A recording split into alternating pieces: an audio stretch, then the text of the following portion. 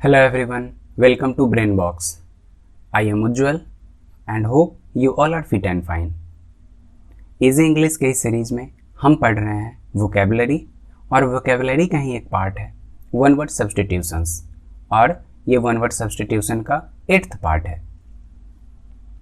आप कनेक्ट हो सकते हैं मुझसे इंस्टाग्राम, टेलीग्राम, फेसबुक, ट्विटर और यूट्यूब पे।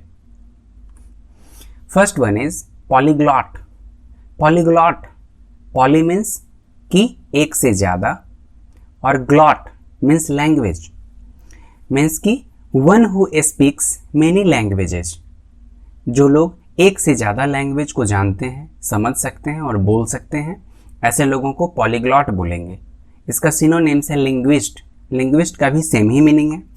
Polyglot means a person who speaks और अंडरस्टैंड मेनी लैंग्वेजेज। ऐसे लोग जो किसी एक चीज़ को समझने के लिए या समझाने के लिए बहुत सारे लैंग्वेज का यूज़ करते हैं, मीन्स कि वो एक से ज़्यादा लैंग्वेज को जानते हैं, तो ऐसे लोगों को क्या बोलेंगे? Polyglot. Next one is pacifist. Pacifist means someone who believes that violence is wrong. They believe that war and violence are always wrong. बहुत सारे ऐसे लोग होते हैं जिन्हें वॉर, वायोलेंस ये सब बिल्कुल भी पसंद नहीं होता, पर इसके साथ में वो शांति को, लव मीन्स कि उन्हें शांति पसंद होता है। ठीक है, तो ऐसे लोगों को क्या बोलेंगे? Pacifist. One who hates war and loves peace. Pessimist, वो था पैसिफिस्ट और ये है पेसिमिस्ट।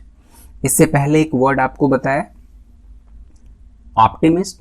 जस्ट ऑप्टिमिस्ट का ये अपोजिट है पेसिमिस्ट। ऑप्टिमिस्ट मीन्स की आशावादी और पेसिमिस्ट मीन्स की निराशावादी, जिनको हमेशा बुराइयां ही दिखती है किसी चीज़ में, निगेटिविटी ही दिखता है किसी चीज़ में। ऐसे लोगों को क्या बोलेंगे?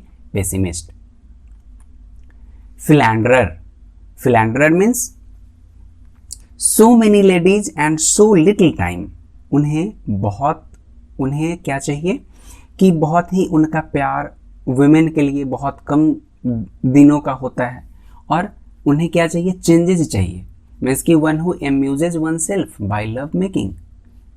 मीन्स उन्हें हमेशा क्या चाहिए? लेडीज चेंज कर करके चाहिए। और नॉर्मली इस वर्ड का यूज सेक्सुअली किया जाता है। आप इसे ऐसे समझें, if you say that a man is a फिलैंडरर।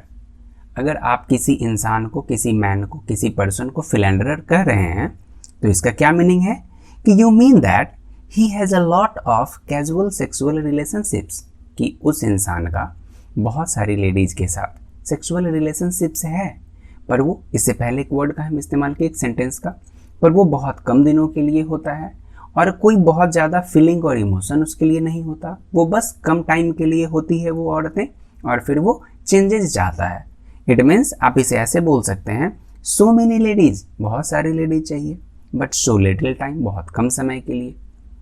ठीक है, आई होप कि आप ये समझ गए होंगे। Next one is Philistine. आप इसे फिलिस्टीन भी प्रोनाउंस कर सकते हैं, फिलिस्टीन और फिलिस्टाइन।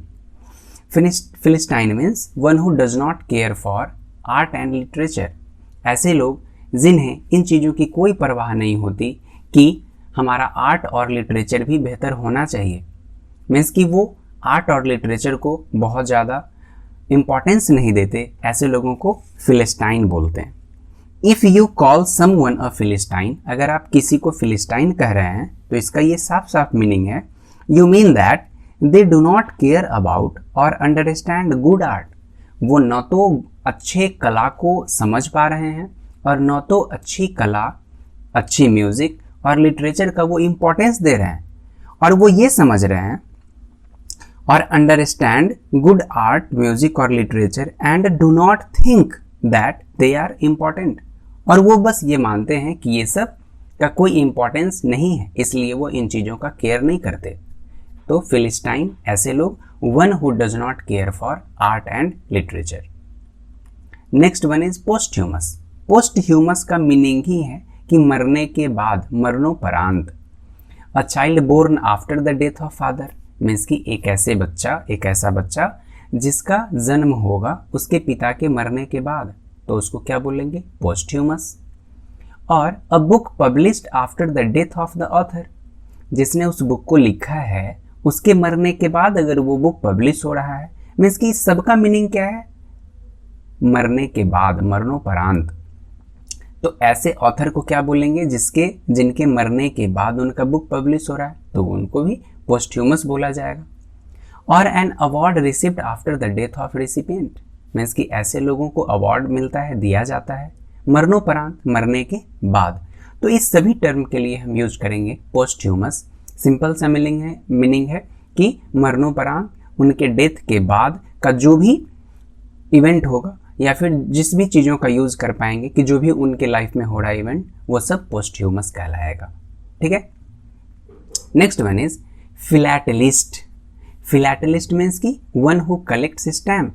फिर से यहाँ वर्ड आ गया फिल, PHIL, फिल मीन्स की लविंग, मीन्स की कुछ ना कुछ ऐसा ही चीज़ है जिससे लगाव की बात हो, उससे फॉन्डनेस की बात हो, प्यार की बात हो। तो वन हु कलेक्ट्स स्टैम्प, ऐसे लोगों को जिन्हें बहुत अच्छा लगता हो क्या करना, तो स्टैम्प्स को कलेक्ट करना, तो ऐसे लोगों को क्या बोलेंगे, फिलैटलिस्ट। फिलैटलिस्ट, फिलैटलिस्ट मीन्स की people who collect stamps. Next one is pedestrian. Pedestrian means की people, pedestrian means a person who is walking rather than traveling in a vehicle। वो व्हीकल से ज़्यादा ट्रैवलिंग, पैदल ही चलने को ज़्यादा प्रेफर करते हैं, ऐसे लोगों को पेडेस्ट्रियन बोलेंगे। ठीक है। Recluse.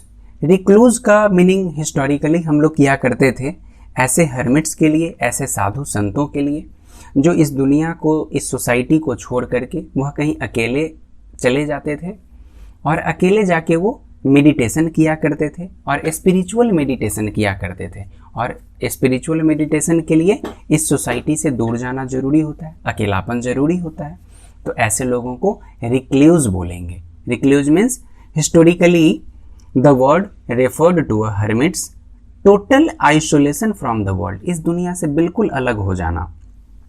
A person who lines alone and avoids other people, means की रिलीजियस मेडिटेशन के लिए आप लोगों से दूरी बना लेते हैं, आप आइसोलेट हो जाते हैं लोगों से और आप अकेलापन को ही जीने लगते हैं, और वो इसलिए ज़रूरी होता है क्योंकि आप स्पिरिचुअल मेडिटेशन कर सकें। ठीक है। तो ऐसे लोगों को रिक्लूज बोलेंगे, जिन्हें सोसाइटी से दूर रह के अकेलापन ही रहना ज़्यादा पसंद हो, अकेलेपन में ही वो रहना चाहते हो। Next one is sadist. Sadist means कि ऐसे लोग जिन्हें दूसरों को दुखी करके, दूसरों के दुख से उन्हें खुशी मिलता हो, ऐसे लोगों को सैडिस्ट बोलेंगे। नॉर्मली इस वर्ड का ज़्यादा यूज सेक्सुअली ही किया जाता है, कि सेक्सुअली किसी को हरास करके, हरासमेंट करके उसे अच्छा लगता हो, या फिर आप नॉर्मल इस वर्ड का यूज ऐसे भी कर सकते हैं कि दूसरों को दुख पहुंचा के खुद को बहुत अच्छा फील कराना, जिसे ऐसे भी लोग होते हैं जिसे दूसरों के दुख में उसे अच्छा फील होता है, तो ऐसे लोगों को आप सैडिस्ट बोल सकते हैं। और इसके लिए कुछ और वर्ड है जैसे क्रुएल्टी, ब्रूटैलिटी, आप इस वर्ड का इस्तेमाल कर सकते हैं। तो आई होप कि ये आप समझे होंगे। अगर आप इस लेक्चर को कॉन्सेंट्रेट होकर सुने हैं तो आप इस तीनों का ज़रूर आंसर कमेंट करें। ये सिर्फ आपके सेल्फ असेसमेंट के लिए है कि आप खुद को समझ सकें कि हाँ, मैंने इस लेक्चर पे अगर 10 मिनट का समय दिया है या फिर 15 मिनट का समय दिया है तो कितना गेन हो पाया। और ये एक स्टडी करने का मेथड भी होता है कि आपने जिन चीज़ों को पढ़ा है, स्टडी किया है, तो आप उसका एक्सरसाइज को ज़रूर करें, ताकि इससे ये पता चले कि मेरा कंसंट्रेशन लेवल कितना अच्छा है और हम किसी चीज़ को कितनी कम समय में ग्रैब कर पा रहे हैं। अगर आप नहीं कर पा रहे हैं तो आप फिर से रिवाइज करें, और रिवीजन इज़ द की, ज़्यादा से ज़्यादा रिवीजन करें। आई होप कि ये लेक्चर आपको अच्छा लगा होगा, पर जैसा भी लगा है आप मुझे ज़रूर कमेंट करें।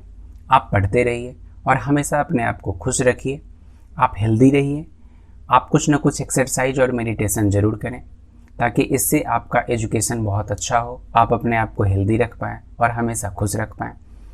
और आप हेल्दी रहेंगे तो खुश रहेंगे, और जब खुश रहेंगे तो आपका रिलेशनशिप लोगों के साथ बहुत अच्छा होगा, और जब रिलेशनशिप आपके लोगों के साथ बहुत अच्छी होगी तो आप बहुत खुश रहेंगे। ठीक है। तो that's all, thank you and God bless you all.